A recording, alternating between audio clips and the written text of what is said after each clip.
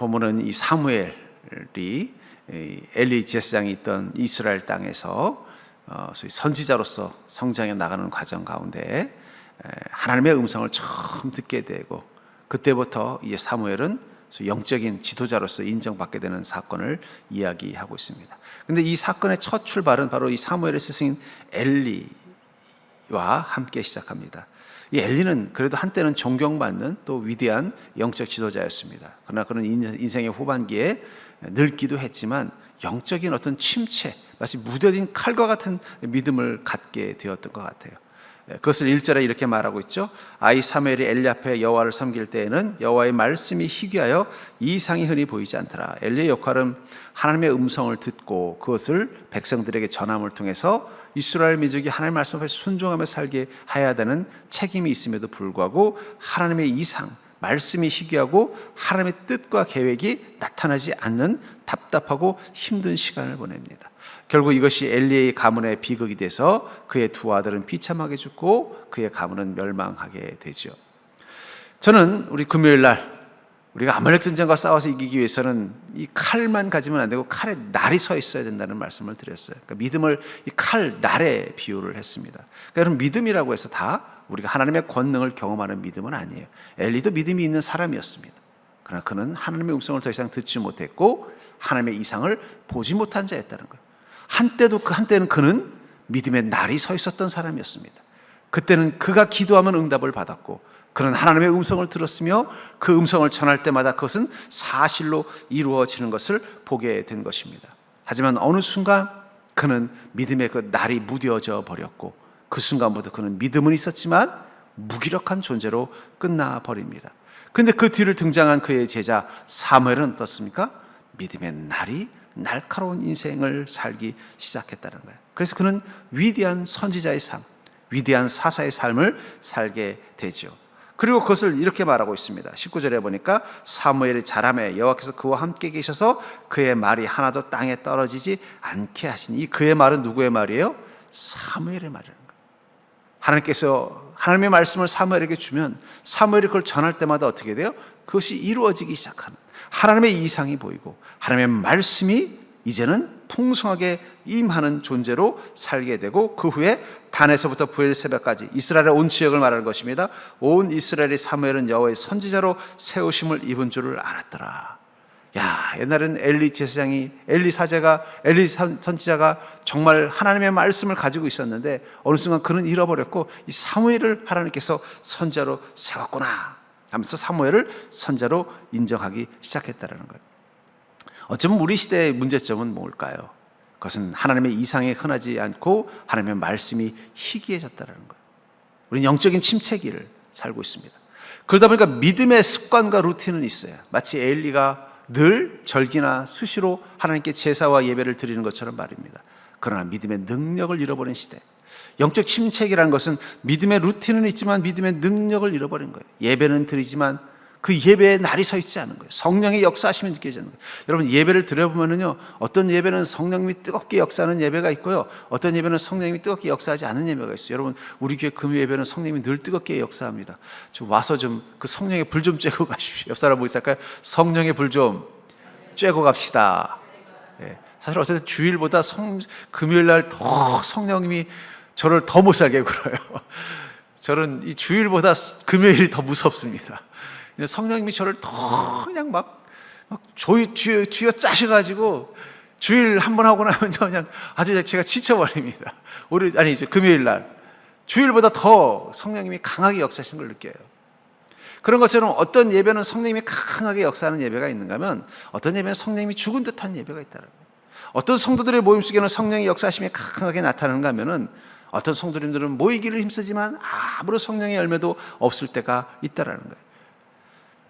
아까도 말한 것처럼 이 이스라엘 민족이 아말렉과 싸워서 이길 수 있었던 비결은 당연히 하나님의 권능이고, 하나님의 권능은 여호수아와 이스라엘 군대의 칼에 날이 서는 날로 표현되어져 있다면 우리에게 날선 믿음이 있어야만 하나님의 권능을 경험할 수 있는 것입니다. 혹시 또 금요 예배 안 들으신 분을 위해서 제가 다시 그 예화를 반복하면은, 제가 군에서 이제 부대를 배치받아 갔더니 저에게 2개의 살상 무기를 주더라고요. 하나는 K2 소총, 여러분들이 TV에서 보면 군인들은 그죠? 또 하나는 대검이라는 기만한 검을 줘요. K2 소총은 총알 맞으면 언제든지 총이 발상돼서 적을 살상할 수 있는 무기였어요. 근데 이 대검은요, 이건 끝도 뭉퉁하고 이 칼날도 뭉퉁해서 이거는 전혀 베이도 베어지지 않아요. 예. 그건 아무것도 못, 과일도 못 잘라요, 그거는. 그냥, 제가 그래서 보니까는 고참들이 뭐 했으나 봤더니 호두 까먹을 때 쓰더라고요. 그걸 딱딱 때려가지고. 제가 그래서, 아니, 이걸 무슨 살상 무기냐? 이게 무슨 살상 무기냐? 이 뭉툭한 이 쇳덩어리가 무슨 살상 무기입니까? 그랬더니 대답을 해주더라고요. 지금은 전시가 아니기 때문에 이렇지만 전쟁이 시작되면 제일 먼저 하는 게 너희들의 총에 탄약을 지급해주고 이 칼을 갈아서 나를 세워준다는 거예요.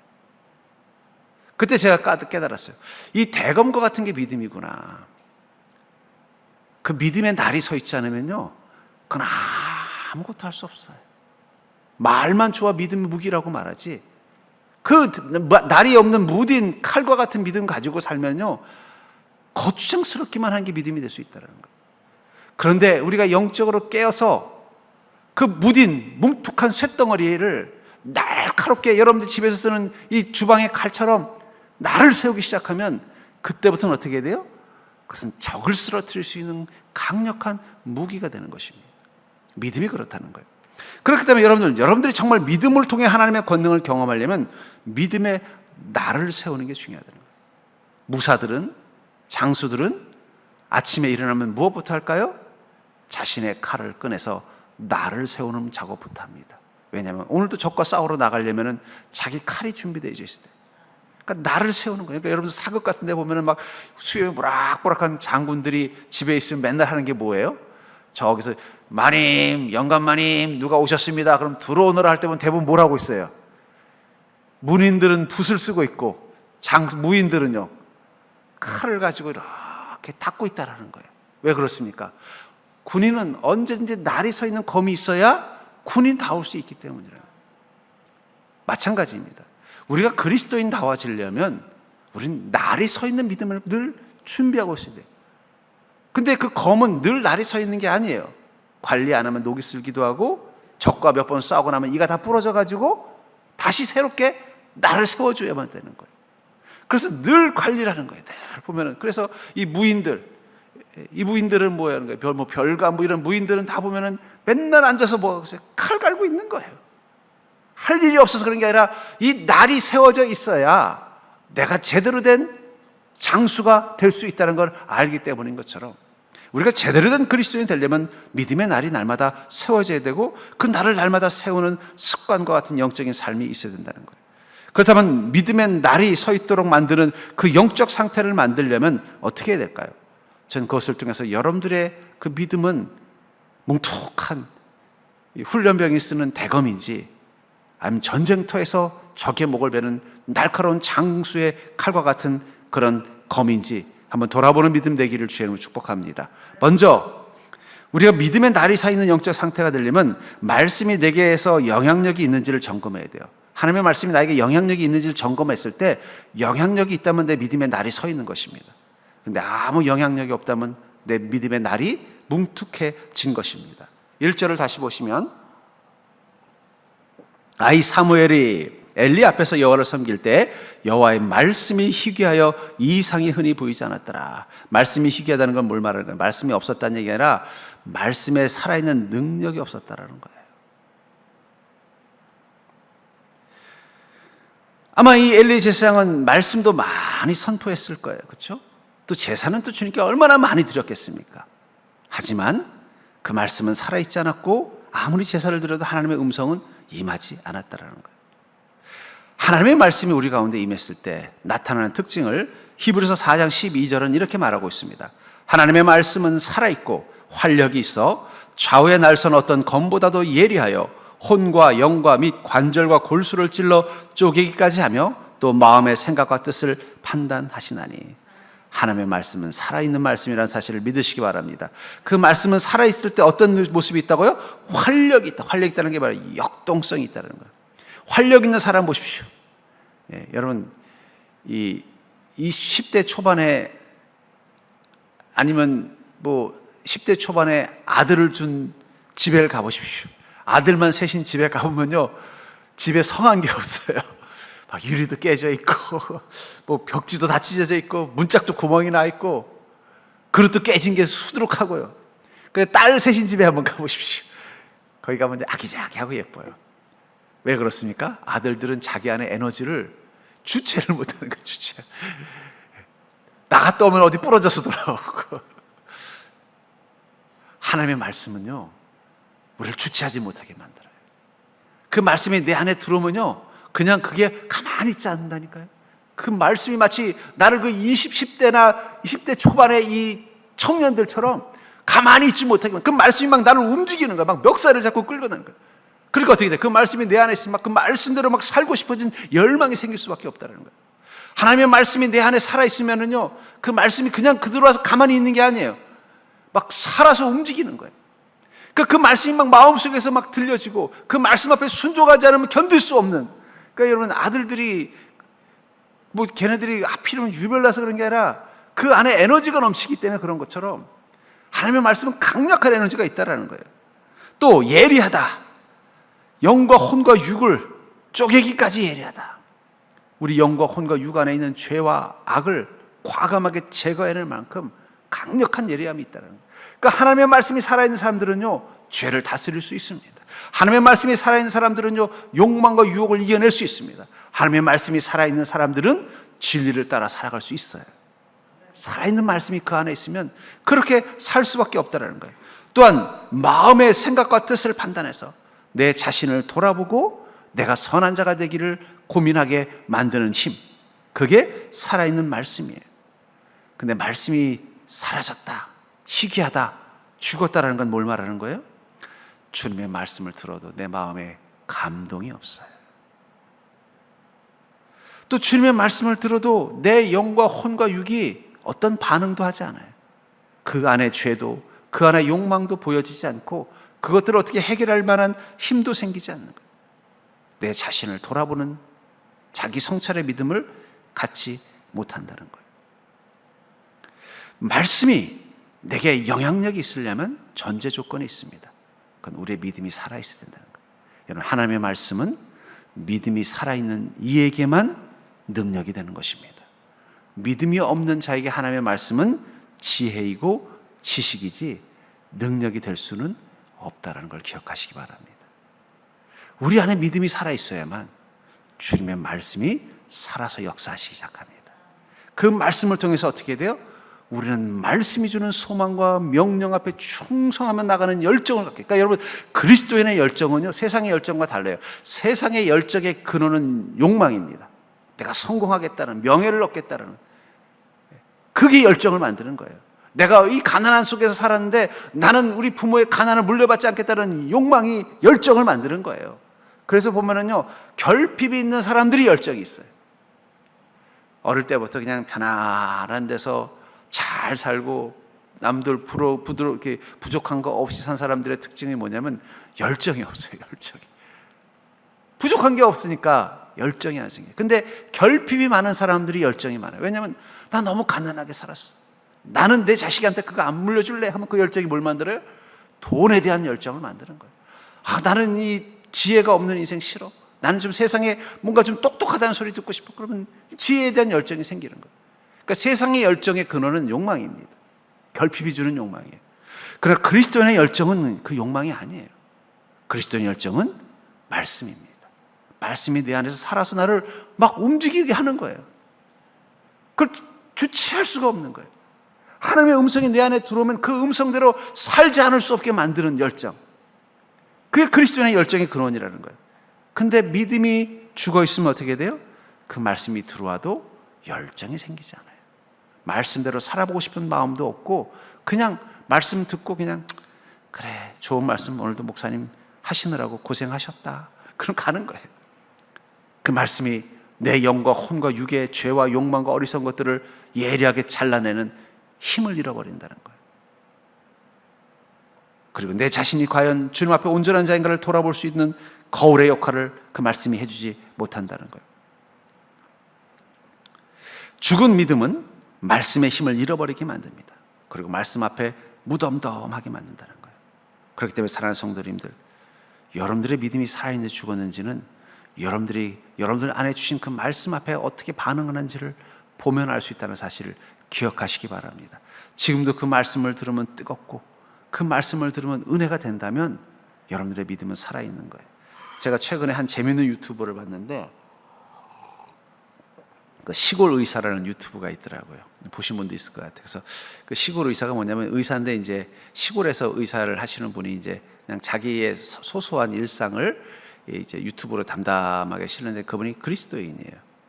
그래서 그 얘기를 하는 거예요. 자기 주변에는, 야, 너는 그래도 의사면 나름대로 과학자인데 어떻게 성경에서 죽은 자가 살아나고 홍해 물이 갈라지고 이런 걸 믿냐? 넌 어떻게 그걸 믿을 수 있냐? 그러더래요. 근데 사실은 자기도 안 믿어지더라는 거예요. 어릴 때부터 교회는 다녔지만 이게 안 믿어지더라는 거예요. 그래서 자기도 모르게 이 청년 때 교회를 떠나 있었대요. 그러다가 이제 의대를 다니면서 동아리 선배가, 야, 우리 근처에 있는 교회 부흥회 하는데 거기 가자 하면서 강제로 끌고 갔대요. 이제 아무래도 이제 또 종교가 뭐야 그러니까 이제 교회는 안 나가도 믿어지진 않아도 뭐예요? 그냥 그리스도인이라고 말하니까, 야, 우리 시간 있는데 가서 우리 부흥회 가자. 거기 가서 유명하지도 않은 목사님이 말씀을 전하는데 그날 자기가 죄인인 게 확 깨달아지더래요. 그 전까지는 내가 무슨 사람을 죽인 것도 아니고, 내가 그래도 어릴 때부터 똑똑하고 공부 잘해서 부모님께 이쁨도 받고 사람들한테 또 그래도 또 이쁨도 하고, 지금 내가 하고 있는 일들도 사람들의 병을 치료하는 좋은 일을 하는데 뭐 내가 무슨 죄인이야, 이런 마음 가지고 살았는데, 그날 집회에 갔는데 자신이 죄인이라는 게 막 느껴져가지고 막 통곡을 하고 울었대요. 그랬더니 다른 같이 간 이 의사 동료이, 이게 무슨 일이 있나 그런대요. 근데 그리고 나서 달라진 게 있다는 거예요.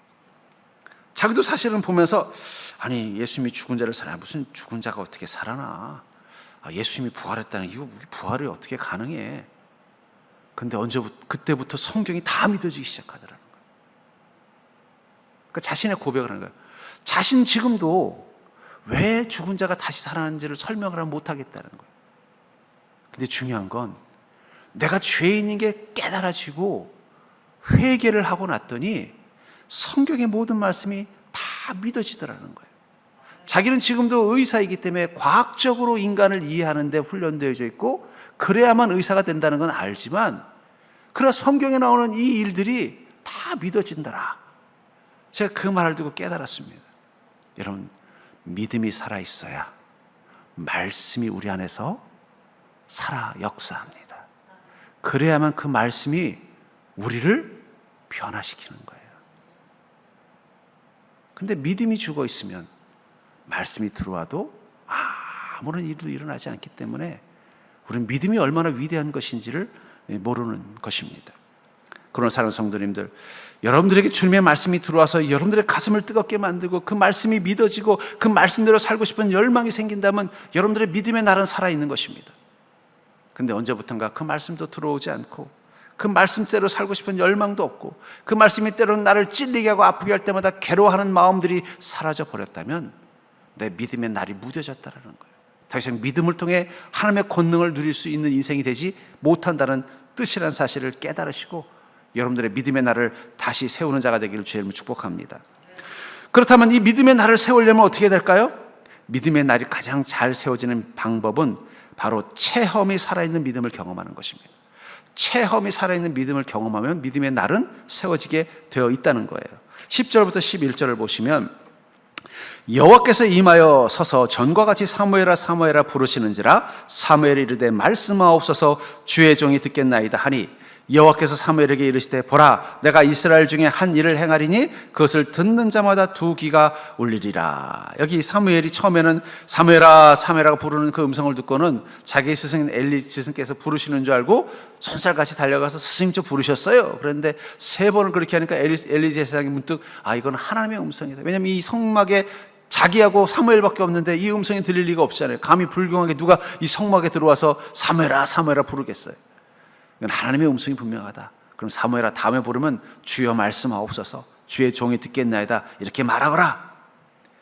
그 순간 어떻게 돼요? 사무엘은 다시 하나님의 음성이 들리는 그 순간 사무엘의 음성이 들릴 순간 주여 말씀하옵소서 주의 종이 듣겠나이다. 근데 이 사건에 보면요, 두 가지를 볼 수 있어요. 왜 이 사무엘에게 들리는 이 음성이 엘리의 귀에는 안 들렸을까요? 우선 처소의 문제를 발견할 수 있습니다. 엘리는 어디에 있었어요? 2절에 보니까 엘리의 눈이 점점 어두워가서 잘 보지 못하는 그때 그가 자기 처소에 누웠고, 그리고 사무엘은요, 아직 하나님의 등불은 아직 꺼지지 아니하였으며 사무엘은 하나님의 궤에 있는 여호와의 전 안에 누웠더니, 이 하나님의 음성이 들릴 때 사무엘은 어디 있었다고 말하고 있어요? 여호와의 전 안에 누워 있었고, 엘리는 그 전 밖에 나와서 자기 숙소에 가서 누워 있었다는 거예요. 아니, 왜 엘리는 자기 숙소에 가서 누워 있었을까요? 어린 사무엘에게 여호와의 전을 섬기는 일을 놔두고는.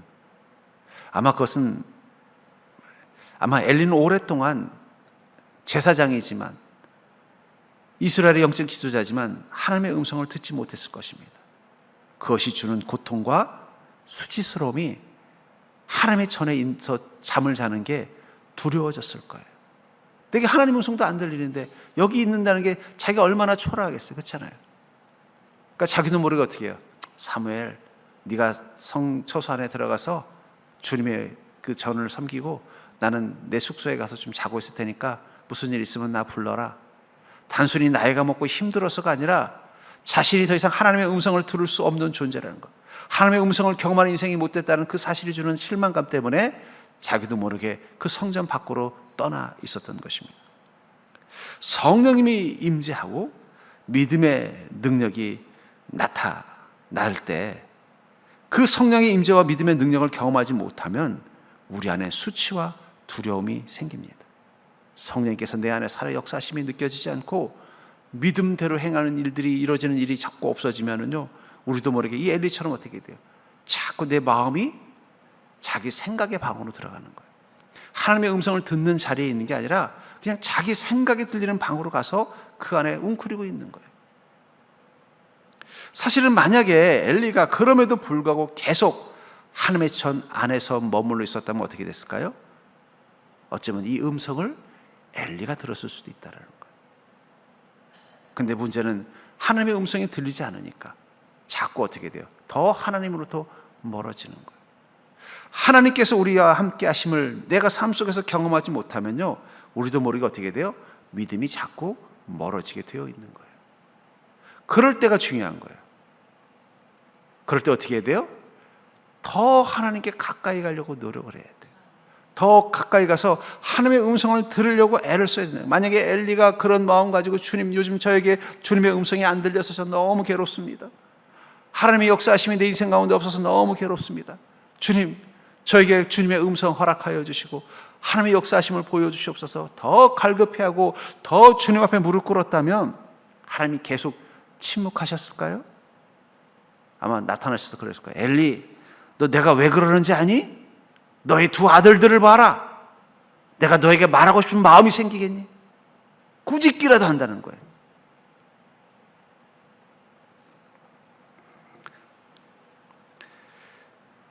그렇다면 우리는 어떻게 하면은 이 성령님이 임재하시고 하나님의 능력을 경험하는 그 체험이 있는 신앙을 갖게 될까요?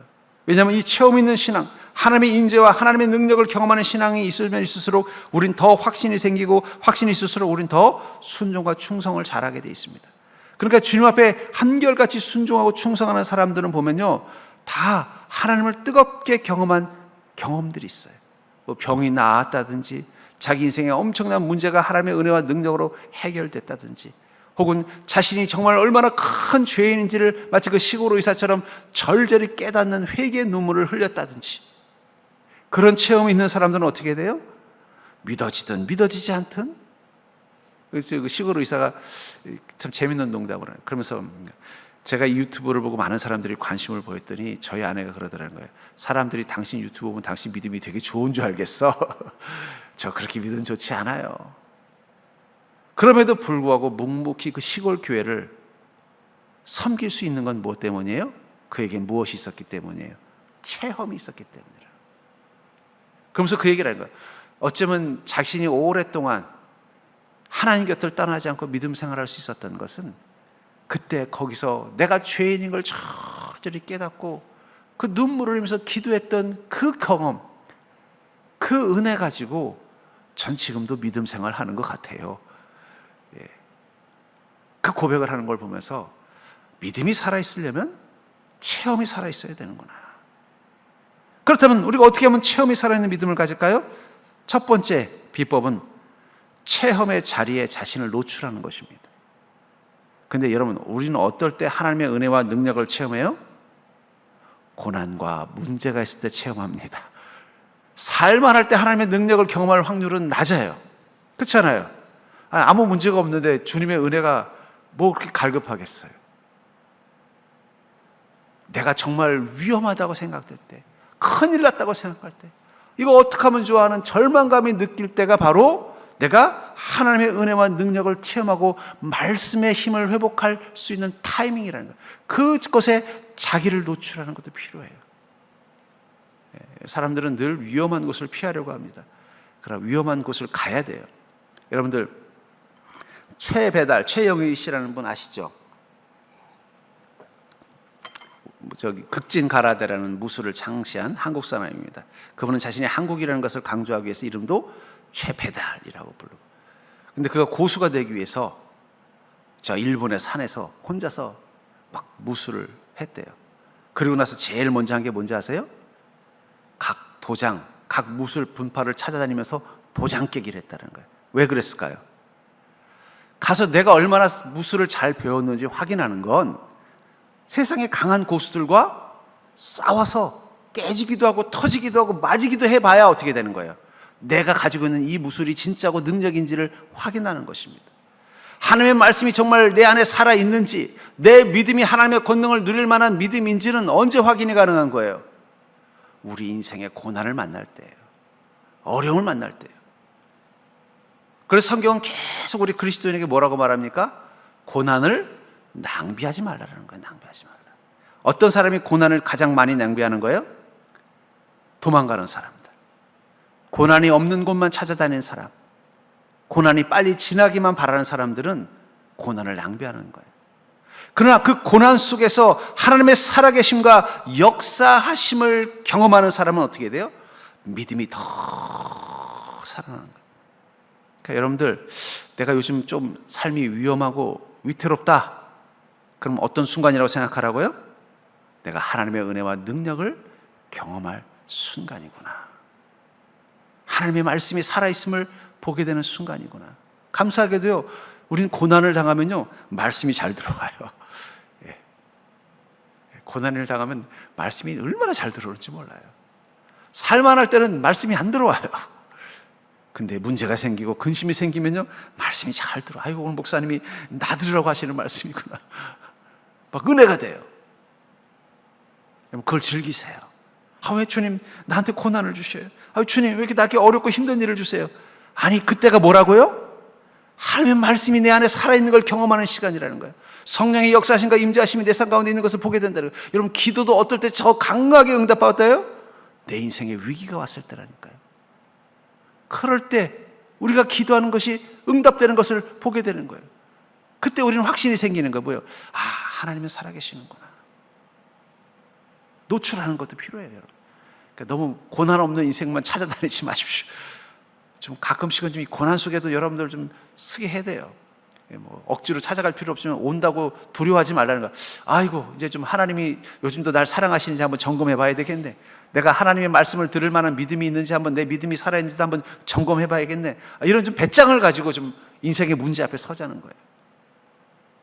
그리고 어디에 집중하는 거예요? 아이고, 이 문제 어떻게 해? 이 문제 어떻게 해? 이 고난 어떻게 해? 아니라 주님의 말씀으로 이것을 어떻게 싸워나갈 것인가? 성령님께 어떻게 은혜를 구할 것인가? 이걸 고민해 보는 거예요. 그 문제를 고민하는 게 아니라 내 믿음에 고민하는 거예요. 그리고 지나다 보면 어떻게 돼요? 내 안에 믿음의 날이 살아서 그 고난을 완벽하게 물리치는 그 능력을 경험하면서, 야, 오직 의인은 믿음으로 말미암아 산다는 말씀이 진짜구나. 하나님의 말씀은 살아있구나. 예수 그리스도의 이름이 능력이구나. 여러분, 그것도 좀 경험하고 살려야 되지 않겠습니까? 아무 문제 없으면 그 경험할 시간이 없어요. 제가 군대에 있으면서 그때 이제 걸프전이 터졌어요. 그래서 우리나라의 공병대를 차출한다는 기사를 보고 제가 중대장님께 청원을 했습니다. 저를 좀 글로 파견을 좀 보내주시면 안 되겠냐고.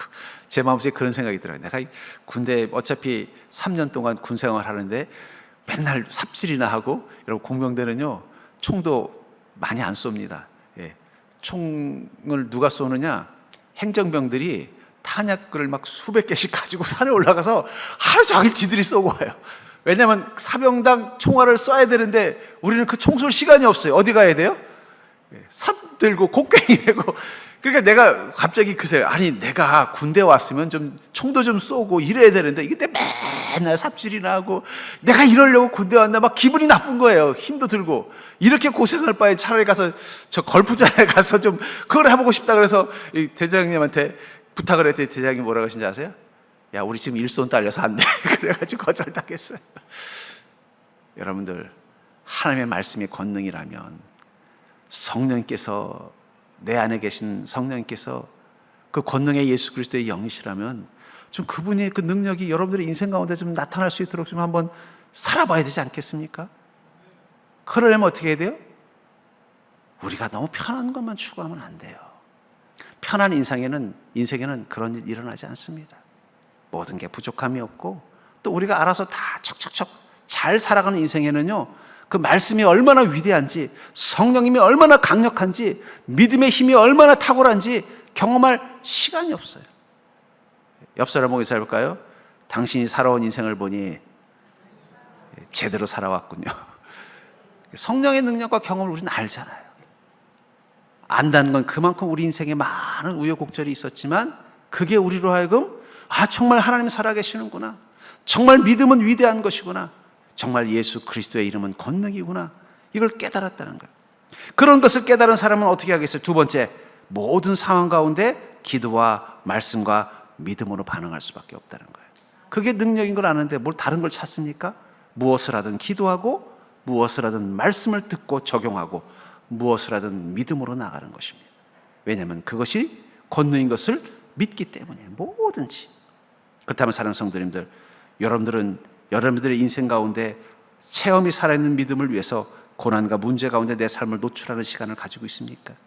아니면 피하고 도망가고 빨리 지나가기만 웃기로 숨어서 기다리고 있지는 않습니까? 또 모든 상황 가운데 기도와 말씀과 믿음으로 반응하고 있나요? 전 여러분들이 체험이 살아있는 믿음이 될 수 있기를 주의 이름으로 간절히 축원합니다. 세 번째로, 믿음의 날이 서 있는 영적 상태를 만들려면 믿음이 생각과 말과 행함 속에서 실천되어야 된다는 거예요. 어쩌면 이 세 번째일 것 같아요. 바로 믿음이 생각과 말과 행함 속에 실천되어야 바로 체험이 살아있는 믿음, 바로 날이 서 있는 영적인 상태가 된다는 것입니다.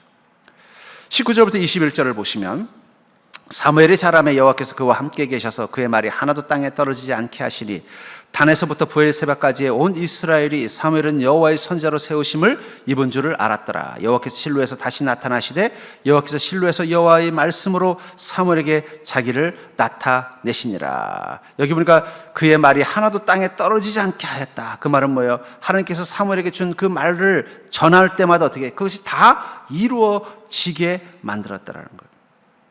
사무엘의 인생에서는 하나님 주시는 음성과 그 믿음이 생각과 말과 행동으로 실천된 것입니다.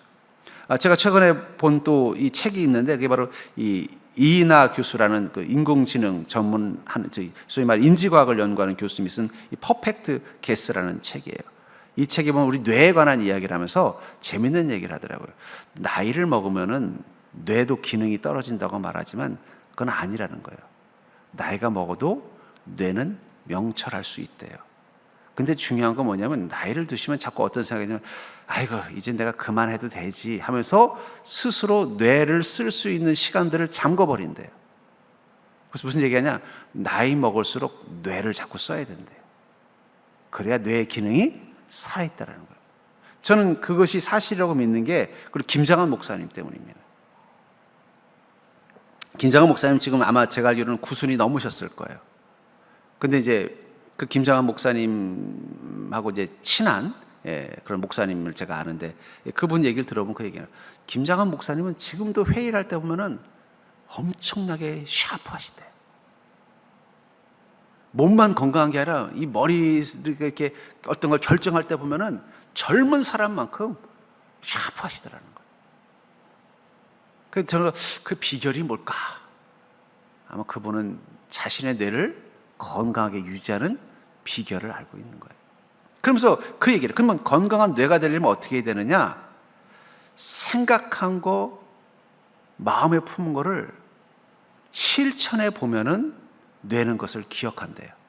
그래서 그런 얘기를 하더라고요. 어떤 사람들은 이 요리 유튜브를 많이 본다는 거예요. 뭐 백종원 씨의 요리 같은 거 이런 걸 많이 본다는 거예요. 그거 많이 본다고 해서 그 사람이 요리를 잘하느냐? 전혀 못한다는 거예요. 아무리 백종원의 된장찌개, 또 유명한 셰프의 유튜브 된장찌개 다 봤어도 또 된장찌개 끓여봐 그러면 못 끓인대요. 근데 누가 할 수 있느냐? 듣고는 한번 해볼까 하고 가서 어설프게 호박이라도 썰어보고 된장도 넣어가지고 맛이 똑같이 안 나오더라도 해본 사람은 그 순간 백종원 씨가 말해준 그 레시피가 머릿속에 딱 들어간대요. 그러니까 뇌는 그냥 단순히 듣기만 한 것은 저장하지 않는데요. 들은 걸 어떻게 해요? 행동으로 해야만 저장이 된대. 그래서 제가 그때 깨달았어요. 옛날에 영어 선생님이 영어 공부할 때 보지만 말고 자꾸 말하고 손으로 쓰라고 하셨거든요. 그래 잘 외워진다고. 또 실제로 보면 그렇게 막 영어, 그게 다 이 뇌의 기능하고 연관이 됐다는 거예요. 그러니까 뇌는 그냥 정보를 입력한 거는 금방 지워버린대요. 근데 그걸 보고 말을 하든지 행동을 해버리면은 그걸 어떻게 해요? 기억을 해낸다는 거예요. 그러니까 그러면서 그런 거예요. 그러니까 나이 드신 분들이 왜 자꾸 뇌 기능이 떨어지느냐? 생각한 대로 행동을 해야 되는데 그냥 생각만 하고 멈추기 때문에 안 된다는 거예요. 저는 그걸 보면서 그런 생각이, 믿음도 그럴 수 있겠구나.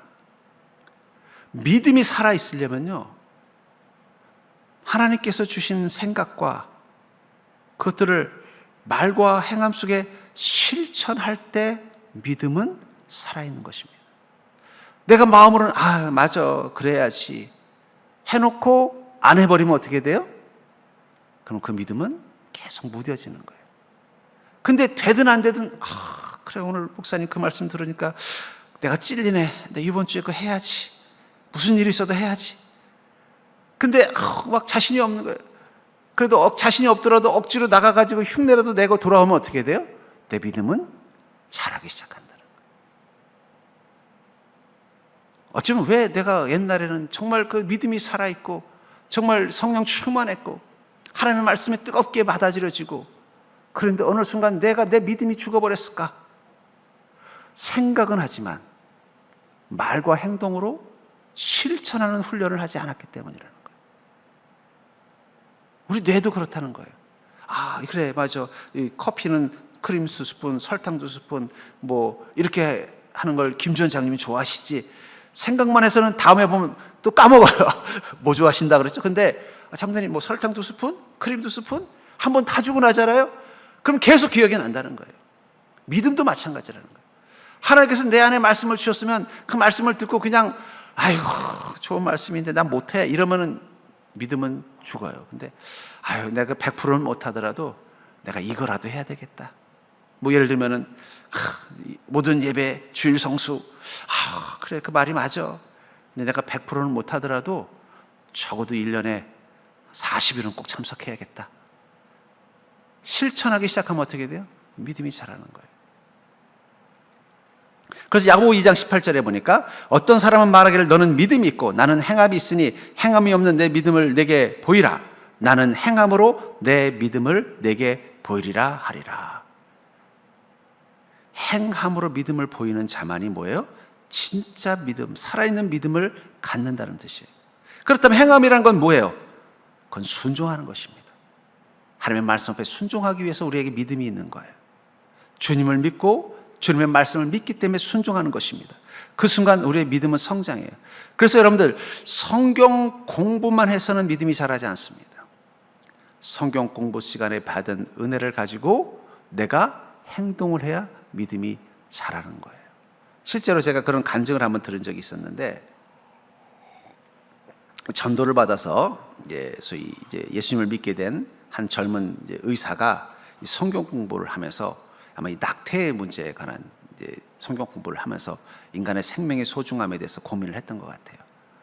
그리고 스스로 그래, 내가 이 주님을 말씀도 알고 구원도 받았는데 산부인과 의사래. 그래서 내가 앞으로는 내가 낙태 시술은 안 해줘야 되겠다.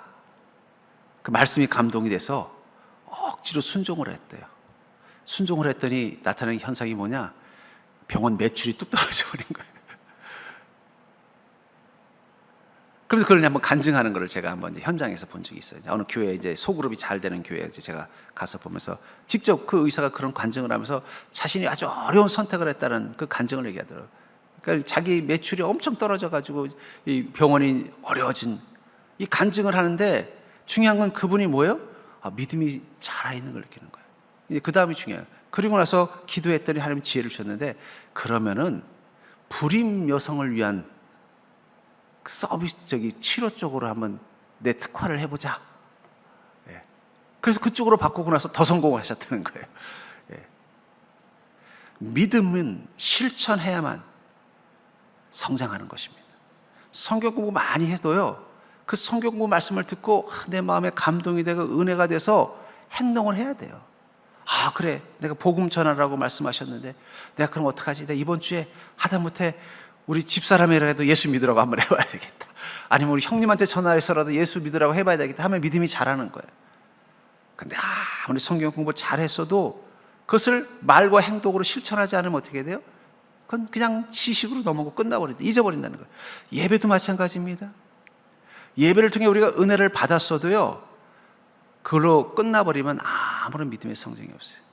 받은 은혜 가지고 봉사와 헌신으로 나가야 돼요. 예배를 드리는 사람보다 예배자가 될 때 그 믿음은 자랄 수밖에 없는 거예요. 성도들이 맛있게 해주는 음식을 먹고 하나님의 사랑을 경험하는 사람보다 성도들에게 맛있는 음식을 주기 위해서 주방에 가서 땀을 흘리는 사람이 믿음이 자라는 거예요. 저는 그것을 이 대천동 목사님, 예수원의 대천동 목사님께 배웠어요. 그분이 뭐라고 말씀하셨냐면, 기도가 노동이고 노동이 기도입니다. 지금도 그 기도원의 입구에 가면 돌에 이렇게 써 있어요. 기도가 노동이고 노동이 기도입니다. 그래서 거기 입수하신 분은요, 의무사항, 지금 좀 바뀌었다 그러는데, 의무사항이 뭐냐, 가면은 체크를 해야 돼요. 뭐냐면, 오전에 농사를 지을래요? 오후에 농사를 지을래요? 그걸 체크를 해야 돼요. 아니, 나는 기도하러 갔는데 거긴 조건이 뭐냐면 반나절은 반드시 노동을 해야 돼요. 그래서 체크를 했어요. 오전에 하겠습니다. 그래서 나갔더니 톱을 하나 주더라고요. 그때 뒤에 가가지고 죽은 나무들 자르래요. 그래서 8월 달에 갔는데 그 때 앞에서 죽은 나무를 자르고 왔어요. 근데 그걸 하면서 제가 은혜를 받았어요.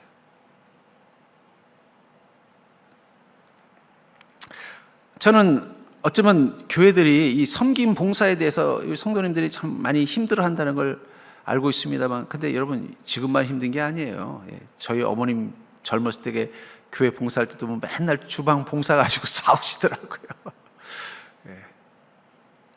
근데 역으로 한번 생각해 보면요, 그 봉사의 시간이야말로 내 믿음을 키울 수 있는 시간이에요. 왜 헌신이 힘들까요? 믿음이 자라려면 시험도 같이 오기 때문이에요. 믿음이 자라려면 시험도 같이 오니까 힘든 거예요, 여러분들. 그래서 그래, 나는 이런 일 하고 싶지 않아, 이런 시험 받고 싶지 않아, 나는 그냥 큰 교회 가서 조용히 예배 드리면서 은혜나 받고 또 성경 공부 찾아다니면서 열심히 성경 공부만 하고 그렇게 주일을 보낼 거야. 그럼 그분들이 믿음이 자랄 것 같아요? 하나도 안 자랍니다. 왜냐하면 믿음도 우리의 지식과 똑같아요.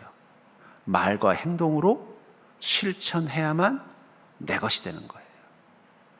저는 그걸 알기 때문에 여러분들이 헌신할 수 있도록 자꾸 여러분들을 독려하는 것입니다. 행함이 없는 신앙생활은 결코 자기 믿음이 될 수 없습니다. 순종, 바로 행한 그만큼 자기 믿음이 생기는 거예요. 주님께서 복음 전하라고 하면은 가서 주부라도 가지고 나서 복음을 전해야 그 말씀이 내 안에 믿음으로 변하는 거예요. 가서 가난한 이웃을 돌보라는 그 말씀을 듣고 은혜 받고 끝나는 게 아니라 하다못해 가서 옆집 강아지에게라도 밥을 줘야 내 안에 그 말씀이 내 믿음을 자라게 해주는 거라는 거예요. 은혜만 받고 끝나면 내 믿음이 되지 못합니다. 마치 뇌가 아무리 백종원 씨 채널을 100개, 20개 들었어도 그냥 까먹어버리면 끝나는 것처럼.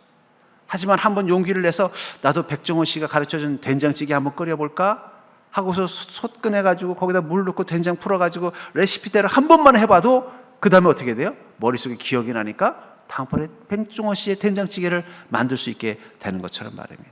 그래서 야고보서 2장 22절에 보니까 내가 보거니와 믿음이 그의 행함과 함께 일하고 행함으로 믿음이 온전하게 되었느니라.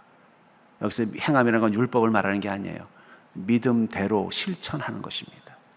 믿음이 그의 행함과, 믿음대로 실천하는 행함과 함께 일했을 때 어떻게 된다고요? 그 행함으로 믿음이 온전해진다는 거예요. 사람들은 자기 인생 가운데 어려운 일이 있을 때마다 어떤 사람은 주저앉는 사람이 있는가 하면 어떤 사람은 그 문제를 빨리 털고 일어납니다. 그것을 회복 탄력성이라고 하죠. 근데 믿음은 그런 힘이 있어요. 자신의 문제와 고난 가운데서도 털고 일어날 수 있는 힘, 그 문제를 이겨낼 수 있는 힘을 줍니다. 근데 그 믿음은 어떤 믿음이에요? 날이 서 있는 믿음만 가능하다는 거예요. 그리고 그 날이 서 있는 믿음은 믿음으로 산 경험이 있을 때 그 믿음이 우리로 하여금 인생의 문제를 털고 일어나고 그 문제를 해결할 수 있는 능력이 되는 것입니다. 그런 의미에서 사랑하는 성도님들, 지금 여러분들의 믿음은 날이 서 있습니까? 아니면 이가 다 빠지고 뭉퉁해서 아무 쓸모없는 고철덩이가 돼서 어디 분리수거장에 버릴 수밖에 없는 아주 녹슨 식칼처럼 되어져 있나요? 아직 늦지 않았어요. 여러분들 믿음의 날을 세우십시오. 그러면 그 믿음은 여러분들의 인생을 바꿀 것입니다. 그 믿음은 여러분들의 삶 속에 하나님의 은혜를 허락하실 것입니다. 그 믿음 때문에 여러분들은 그 절망과 어려움과 문제로부터 일어날 뿐만 아니라 주님의 축복을 위해서 여러분들의 삶을 바꾸어 나갈 수 있을 것입니다. 왜냐하면 성경은 분명히 말하고 있어요. 믿음이 우리를 구원하는 유일한 능력이라고 말입니다. 전 여러분들이 그 믿음의 능력을 회복하는 자가 될 수 있기를 주의 이름으로 간절히 축원합니다.